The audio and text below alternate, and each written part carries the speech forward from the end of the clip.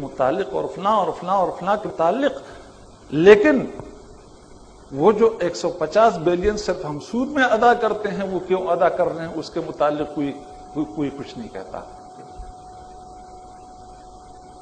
اب دوسری طرف دیکھیے، ہم اپنے آپ کو مسلمان بھی کہتے ہیں۔ عالمی بینک اور IMF کا ذکر ڈاکٹر صاحب نے کیا۔ عالمی بینک مغربی ممالک میں یہودیوں کی سارے جتنے بینک ہیں، عالمی بینک 800 بلین ڈالر تقریباً مسلمانوں کے ان کے ہاں رکھے ہوئے ہیں، اور مجموعی قرضہ جو انہوں نے تمام مسلمان ممالک کو دیا ہے وہ 619 بلین ڈالر ہیں۔ لیکن ہماری اس منافقت کا نتیجہ ہے، انتشار کا نتیجہ ہے کہ وہ ہم پر مسلط ہیں۔ ہم سے 181 بلین ڈالر ہمارے یعنی مسلمانوں کی زیادہ ان کے پاس پڑے ہوئے ہیں، لیکن وہ ہم سے اپنے شرائط منواتے ہیں اور ہم ہاتھ جوڑ کر ان سے ان کی ہر بات مانتے ہیں۔ یہود نے، حقیقت یہ ہے کہ اس وقت دنیا میں امریکہ کا تو نام ہے، عیسائی ایک نام ہے، ان سب کے پیچھے اقبال نے اس وقت کہا تھا، اور خدا جانے کیا سوچ کر کہا تھا، واقعتاً مفکر تھے اور دیکھ رہے تھے مستقبل کے آنے والے زمانے کے حالات کو، جب اس نے کہا تھا کہ فرنگ کی رگ جاں پنجہ یہود میں ہے۔ واقعتاً اس وقت یہ بات سمجھ میں آنے والی نہیں تھی، لیکن اب دنیا کی میڈیا اور دنیا کا اقتصاد پورا یہود کے پنجے میں ہے، اور اس کے ذریعے سے انہوں نے سب کو جکڑ رکھا ہے۔ اس سے نکلنے کے لیے اس کی ضرورت ہے کہ ہم منافقت ترک کر دیں۔ خود پاکستان کی حالت یہ ہے کہ مثلا ہمارے اپنے پاکستان پر جو قرضے ہیں بیرونی یعنی عالمی بینک وغیرہ کے، اس سے دگنی رقم پاکستانی مسلمانوں کی مغربی ممالک کے بینکوں میں پڑی ہوئی ہے، دگنی رقم۔ تو یہ کیا ہے؟ یہی منافقت کا نتیجہ ہے۔ اور میں آپ سے عرض کر دوں، آپ حیران ہوں گے، یعنی ہماری منافقت کس حد تک پہنچی ہوئی ہے۔ یاسر عرفات صاحب جو ایک بہت بڑے فلسطینی آزادی کے چیمپئن اور پتہ نہیں کیا کیا ہے، تنظیم آزادی فلسطین کے تقریباً 7 بلین ڈالر یہودیوں کے بینکوں میں پڑے ہوئے ہیں، 7 بلین ڈالر۔ یہ اس منافقت میں ہم مبتلا ہے، اور اس کے بعد ہم سوچتے ہیں کہ ہم اتفاق اور اتحاد پیدا ہوں۔ مجموعی طور پر جب تک اس منافقت کا علاج نہ ہو، اس وقت تک امت مسلمہ میں یا امت مسلمہ کی جماعتوں میں اتفاق اور اتحاد پیدا نہیں ہو سکتا۔ آج ہماری اس منافقت کا فائدہ امریکہ اٹھا رہا ہے، یہود اٹھا رہے ہیں۔ یہود کی اور امریکہ کی فوج یہودیوں کی صورت میں آج حرمین کے اندر موجود ہے۔ سعودی عرب میں تقریباً 11 مقامات پر سعودی عرب میں امریکہ کی فوج بیٹھی ہوئی ہے، اور آپ تعجب کریں گے، خیبر میں امریکی فوج موجود ہے جس کی اکثریت یہودیوں پر مشتمل ہے، اور جب وہ خیبر میں داخل ہوئے تو انہوں نے جشن منایا۔ کیا جشن منایا کہ حضرت عمر رضی اللہ تعالیٰ نے آج سے تقریباً 1250-1300 سال پہلے ہمیں نکالا تھا، اب ہم پھر خیبر میں داخل ہو گئے۔ 1300 سال کے بعد ان کی فوجیں پھر حرمین کے اندر موجود ہیں، اور کیا وہ مسلمان کی حفاظت کے لیے مسلمانوں کی یا حرمین کی حفاظت کے لیے وہاں آئے ہیں؟ نہیں۔ آپ جانتے ہیں امریکی برملا اس کا اظہار کرتے ہیں کہ ہمارا مفاد اور ہمارا مستقبل اس پیٹرول سے وابستہ ہے۔ آپ کو پتہ ہے 1975 میں ایک بیرل وہ $45 کا خریدتے تھے، اور آج 1990 میں $10 کا خرید رہے ہیں۔ دنیا میں آپ مجھے وہ چیز بتا دیں کہ 20-25 سال گزرنے کے بعد اس کی قیمتیں دگنی یا تگنی نہ ہوئی ہوں۔ کوئی ایسی چیز ہے کہ دگنی سے اس کی قیمتیں کم بڑی ہو، لیکن پیٹرول اس کی قیمتیں 1975 میں تو $45 فی بیرل اور اب 1999 میں وہ $10. یہ کیوں؟ مسلمانوں کی ملکیت ہے، اور اسی ڈاکے کے لیے امریکہ کی فوج ہے، وہ صدام کے لیے نہیں، صدام تو ان کا موہرا ہے۔ یا اسی طریقے سے یہ دوسری تیسری جتنے چیمپئن بنتے ہیں، وہ مصر کا حسنی مبارک ہو، یا شام کا حافظ الاسد ہو، یا لیبیا کا ہو، یہ موہرے ہیں۔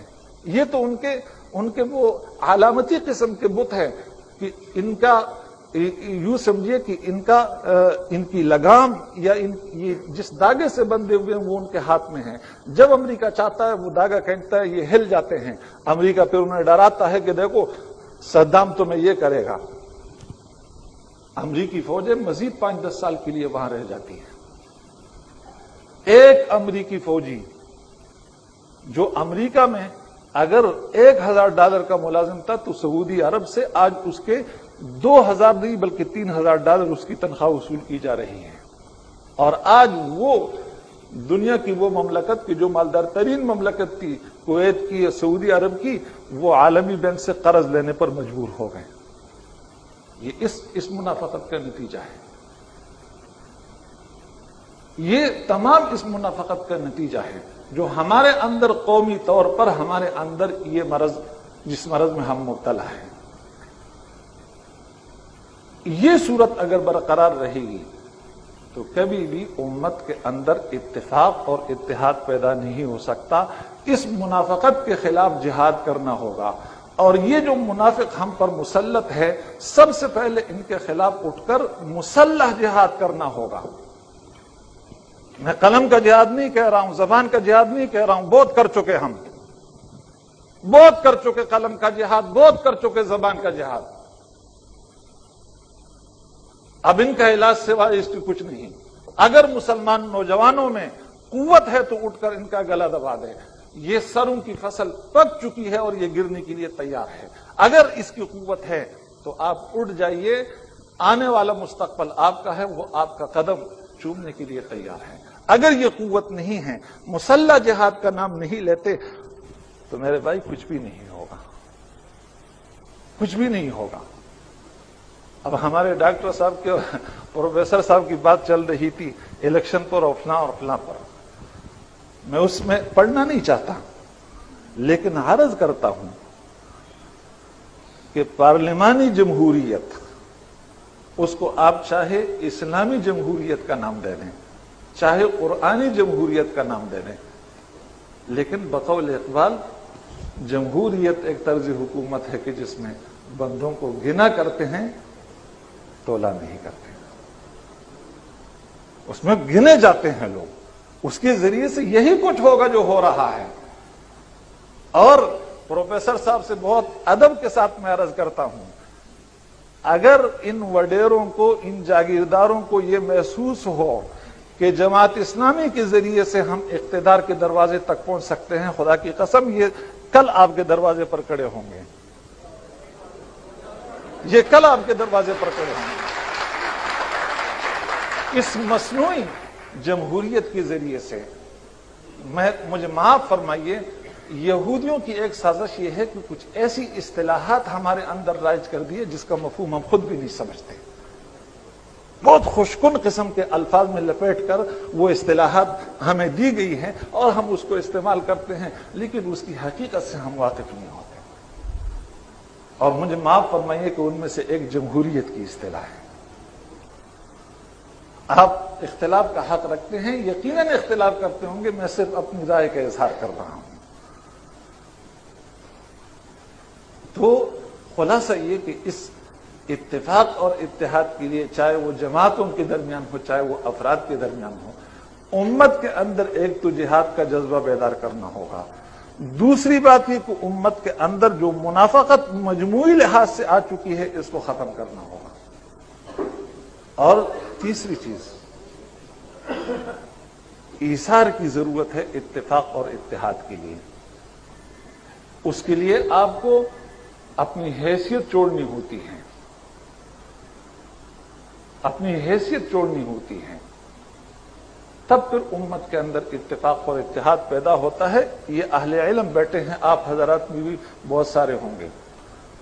حضرت نبی اکرم صلی اللہ علیہ وسلم کی دنیا سے تشریف لے جانے کے بعد حضرت ابوبکر صدیق رضی اللہ تعالی عنہ پر امت جمع ہوئی، لیکن اہل علم جانتے ہیں کہ انصار صحابی اور بڑے سردار اور مخلص مسلمان حضرت سعد بن عبادہ کو اختلاف تھا۔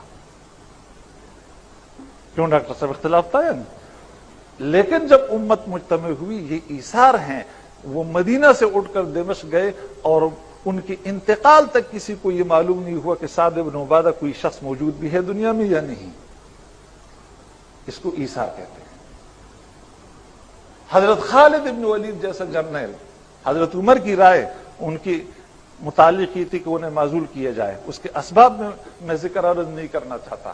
حضرت ابوبکر صدیق کی خلافت ختم ہوئی، حضرت عمر فاروق خلیفہ بنے، اور سب سے پہلا حکم جو جاری کیا وہ حضرت خالد بن ولید کی معزول کرنے کا، اور معزولی بھی کس طریقے سے ہوئی اہل علم جانتے ہیں۔ لیکن حضرت خالد بن ولید نے کیا فرمایا؟ فرمایا کہ اگر میں عمر کے لیے لڑتا تب تو آج میں اپنا بوریا بستر اٹھا کر محاذ سے چلا جاتا، لیکن اگر میں اس ذات کے لیے لڑ رہا تھا تو میں پہلے بھی اس کے لیے لڑ رہا تھا، آج بھی اس کے لیے لڑوں گا، چاہے میں کمانڈر ہوں یا نہ ہوں۔ مجھے بتائیے کہ ہمارے یہ قائدین، معاف فرمائے مجھے، یہ دینی قائدین، یہ جذبہ کسی میں آپ پاتے ہیں؟ یہ جذبہ کسی میں آپ پاتے ہیں کہ وہ کہہ دے کہ میں اپنی قیادت چھوڑتا ہوں اور فلاں کا کارکن بنوں گا؟ یہ چیز اگر موجود نہیں تو تب پھر کچھ نہیں ہو سکتا ہے۔ پھر یہی کھلونے ہیں اور انہی کھلونوں پر وقت گزارنا ہوگا۔ اس لیے مجھے پرچی دی گئی کہ وقت مختصر ہے، میں اپنی بات ختم کرتا ہوں، لیکن ایک بات آخر میں عرض کرتا ہوں کہ یہ الیکشن کے ذریعے سے یا جمہوریت کے ذریعے سے پروفیسر صاحب فرما رہے تھے، میرے دل میں پروفیسر صاحب کا جتنا احترام ہے آپ اس کا اندازہ نہیں کر سکتے، اس شخص کی خدمات اور سب کچھ، لیکن رائے کا اختلاف بہرحال ہوتا ہے، اس لیے اگر میں عرض کرتا ہوں، وہ الیکشن کے ذریعے سے، جمہوریت کے ذریعے سے پاکستان میں جتنی خدمات ہوئی وہ گنوا رہے تھے کہ ختم نبوت کا مسئلہ حل ہوا، فلاں ہوا، قرارداد مقاصد اور یہ اور وہ سب مسلم ہیں۔ لیکن یہ مجھے بتائیے کہ اس آئین نے یا اس قرارداد مقاصد نے یا اس 73 کے جو 73 کا جو متفقہ آئین ہے، اس آئین نے عمل کی دنیا میں ہمیں کیا دیا؟ عمل کی دنیا میں اس نے ہمیں کیا دیا؟ ٹھیک ہے، کتاب میں اور سطروں میں وہ بہت معزز، بہت محترم، بہت بہترین الفاظ اور اسلامی اور سب کچھ، لیکن اس کی مثال وہی ہے کہ وہ جو کسی فارسی شاعر نے کہا تھا کہ واعظہ چو جلوہ بر محراب و ممبر می کند، چو بخلوت می رود آکاری دیگر می کند، اور جگر نے کہا تھا کہ واعظ کا ہر ایک ارشاد بجا، تقریر بہت دلچسپ مگر آنکھوں میں سرور عشق نہیں، چہرے پہ یقین کا نور نہیں۔ وہ چیز کہاں ہے؟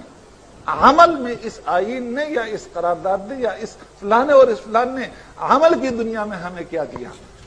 کیا پاکستان کی غربت ختم ہوئی؟ یہاں غریب کی حالت بدلی؟ یہاں اسلام کس حد تک نافذ ہوا؟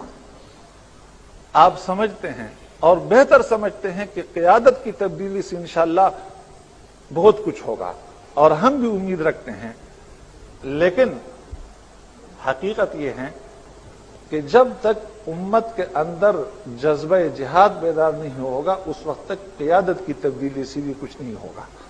امت کے جذبے کی ضرورت ہے، اور میرے نزدیک اتفاق اور اتحاد کے لیے یہی کچھ نکات ہیں۔ وقت ختم ہو چکا ہے، میں انہی معروضات پر اکتفا کرتا ہوں۔ اگر میری گفتگو سے کسی کی دل شکنی ہوئی ہو تو میں معافی چاہتا ہوں۔ وآخر دعوانا الحمدللہ۔